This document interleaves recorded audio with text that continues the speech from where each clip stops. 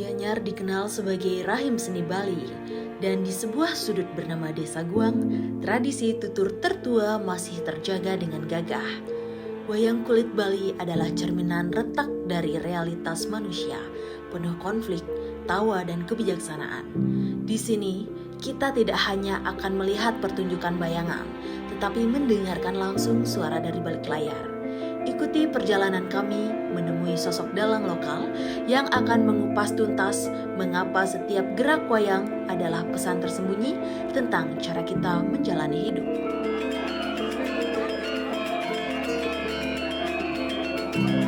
Pesan kepada generasi muda untuk dunia pedalangan khususnya. Om Swastiastu. Nama tiang Iwayan Balik Anto. Sering tiang dipanggil Giro Dalang, dan dalam iprah seni pertunjukan khususnya di panggung, saya sendiri mempunyai nama panggung Wayan Ringit, dan dalam seni pertunjukan menyesuaikan juga peran yang tiang lakoni, seperti misalkan dalam seni pertunjukan teater. Di sana ada misalkan seni pertunjukan Premon, ya saya sering memerankan tokoh punakawan, penasar, bijil, atau mantri. Sering juga menjadi lawakan tokoh Bonres dalam seni pertunjukan topeng ajagan.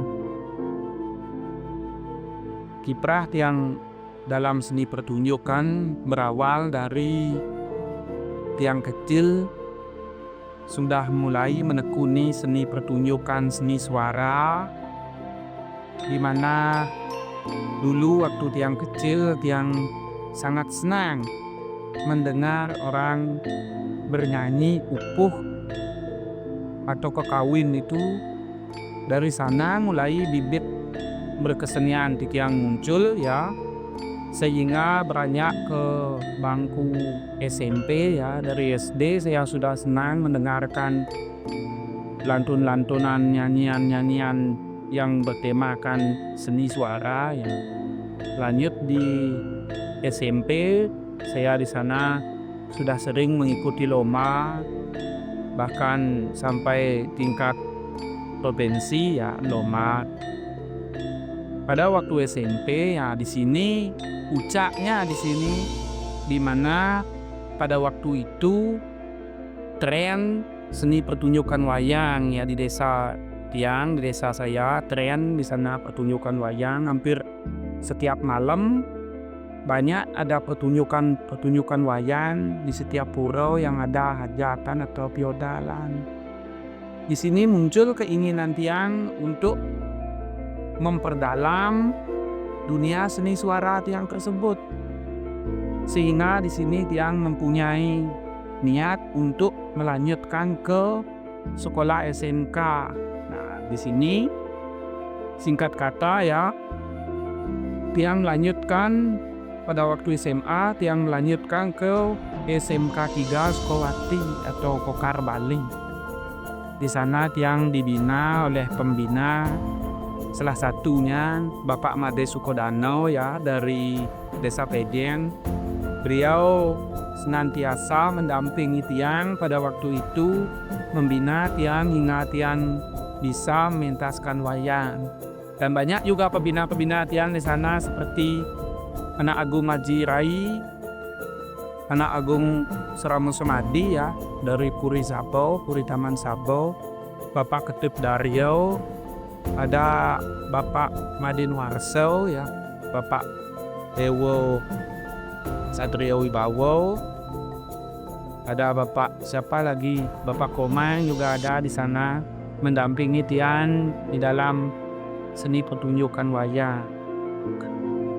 Selama tiang berproses, ya, menekuni dunia seni pedalang itu, saya didampingi juga oleh teman-teman sejawatan pada waktu itu.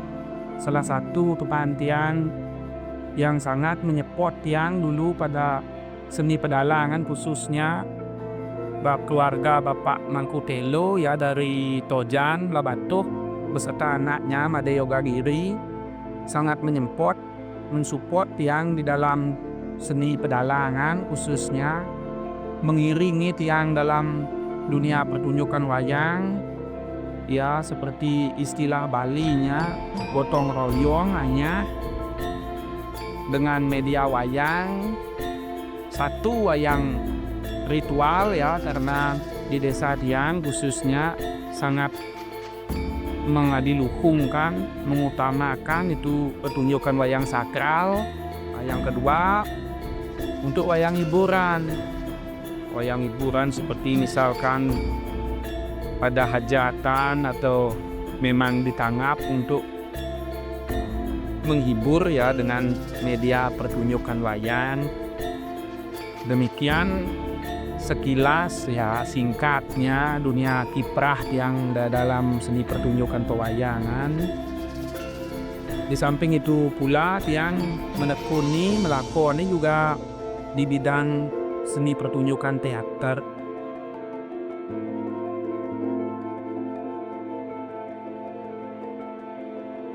Di Kokak, Tiang didampingi juga dengan banyak pembina di sana, seperti yang Tiang sampaikan tadi. Di sini ada juga Bapak Mangku Persib ya dari Dian Semal. Beliau membina Tiang di sana dengan penuh keseriusan, sehingga apa yang beliau transfer ya, ilmu pedalangan beliau transfer kepada Tiang, khususnya pembina-pembina di sana, dapat Tiang resapi sehingga untuk Tiang sendiri bisa menuntaskan studi di sekolah SMK 3 Sukawati atau Kokar Bali tersebut. Setelah Tiang menuntaskan di sana di SMK 3, Tiang lanjut menempuh ke jenjang sarjana, di mana Tiang menempuh di kampus ISI Denpasar. Di sana Tiang mengambil jurusan seni pertunjukan juga, khususnya Tiang memperdalam jurusan Tiang yang dulu ya, pedalangan itu Tiang fokuskan lagi di kampus ISI Denpasar. Di sana pun Tiang didampingi oleh pembina-pembina Tiang yang sangat senior ya, di mana salah satu dari pembina Tiang di sana Bapak Ketut Kodi ya, beliau pembina Tiang di bidang seni pedalangan. Almarhum Bapak Nyoman Sukerto ya, sering juga Bapak Nyoman Sukerto ini disebut ayah angkat Tiang karena beliau sering ya dekat, di mana cara beliau mentransfer pengetahuan beliau secara akademik dan secara kekeluargaan kepada Tiang. Kebetulan beliau dekat rumah beliau tinggal dengan tempat tinggal Tiang. Ada juga Bapak Kadek Widnyano, Ibu Nyoman Marheni, Bapak Ketut Sudiano ya, Bapak Marjayo, Bapak Drew lakon Jawa yang diajar di ISI Denpasar. Di sana juga yang masih kental dengan ciri khas Tiang menyanyi ya. Di sana Tiang mempunyai pembina ya, Ibu Nik Swasti namanya. Beliau membina Tiang dalam seni vokal, di mana muara dari kesenian vokal tersebut Tiang tuangkan dalam tugas akhir Tiang di kampus ISI Denpasar, di mana pada waktu itu Tiang mengangkat pertunjukan dengan mengambil seni pertunjukan wayang arjau. Dibantu juga oleh teman-teman di sana untuk represi arjau dari Ibu Madeastari, juga Ibu Madeastari dan Ibunya Nyoman Chandri, Ibu Latri dari Cekamas. Ke sana Tiang pada waktu berproses ya, menyelesaikan dari tugas akhir Tiang di kampus ISI Denpasar yang mengambil lakon arjau. Maksud dan tujuan dari percakapan atau dialog wayang itu sendiri tiada lain ialah contoh. Wayang itu seperti yang Tiang katakan tadi ialah media untuk menuangkan edukasi ya, dimana seringkali Mungkin masyarakat umum sudah tahu ya, wayang itu ialah media tontonan dan tuntunan. Di mana fungsi dari percakapan wayang tersebut tiada lain ialah tokoh punakawan atau tokoh tarekan itu membahas sesuatu hal yang terjadi di suatu kerajaan misalkan, atau fenomena di masyarakat itu yang dibahas. Guna apa? Guna menyampaikan pesan, kritik, dan menyampaikan isi sastra yang ada dalam buku-buku, yang ada dalam lontar-lontar. Itu yang disampaikan oleh pemain wayang atau dalang itu sendiri sebagai kudapan bagi si penonton atau audiens itu sendiri. Seperti misalkan membahas tentang Trihita Karana, si dalang itu berdialog. Nah, seperti misalkan ya, yang contohkan langsung, ada sastra ngrawaseng ni madan Trihita Karana apa tenanang palemahan pariangan pawongan. Dari kutipan dialog tersebut, si dalang ini mampu membahas apa itu periangan, apa itu palemahan, apa itu pawongan, sehingga masyarakat itu tahu, oh, pariangan itu hubungan harmonis antara manusia dan alam. Pariangan hubungan manusia dengan Ida Sang Hyang Widi, pawongan hubungan manusia dengan manusia, dan palemahan hubungan manusia dengan lingkungan. Hubungan manusia dengan lingkungan, disinilah seorang dalang itu menyelipkan pesan guna bagaimana bisa melestarikan lingkungan atau alam itu sendiri. Begitu juga halnya dengan pawongan, hubungan harmonis manusia dengan manusia. Seorang dalang itu di sini menyampaikan bagaimana cara hubungan manusia itu biar harmonis. Seperti misalkan selisih paham itu kan selalu ada ya dalam suatu kegiatan atau kehidupan sosial itu. Selisih paham itu selalu ada. Nah, di sini peranan dalang itu penting bagaimana menggaris tengahi apabila ada suatu permasalahan yang tidak mempunyai titik temu. Di sini biar ada unsur keharmonisan. Tidak kalah pentingnya pariangan atau hyang ya, hubungan manusia dengan Tuhan itu. Bagaimana cara interaksi manusia dengan Tuhan itu. Itulah yang dibahas dalam adegan punakawan wayang, di mana audiens atau penonton itu dari mereka tidak tahu menjadi tahu. Dari mereka dalam keseharian mereka penuh dengan hiruk pikuk pekerjaan, dalam waktu senang terlintas di benaknya melalui menonton pertunjukan wayang itu, oh kene munyin wayang bisanya, oh kene artinya. Dia bisa meresapi walaupun prosesnya itu lama, ya, tetapi ibaratkan air yang menetes pada batu, walaupun lama prosesnya, lama-lama itu batu itu belah. Sama halnya dengan pertunjukan wayang, diresapi hingga dia lulut dan merasuk ke dalam hati. Demikian.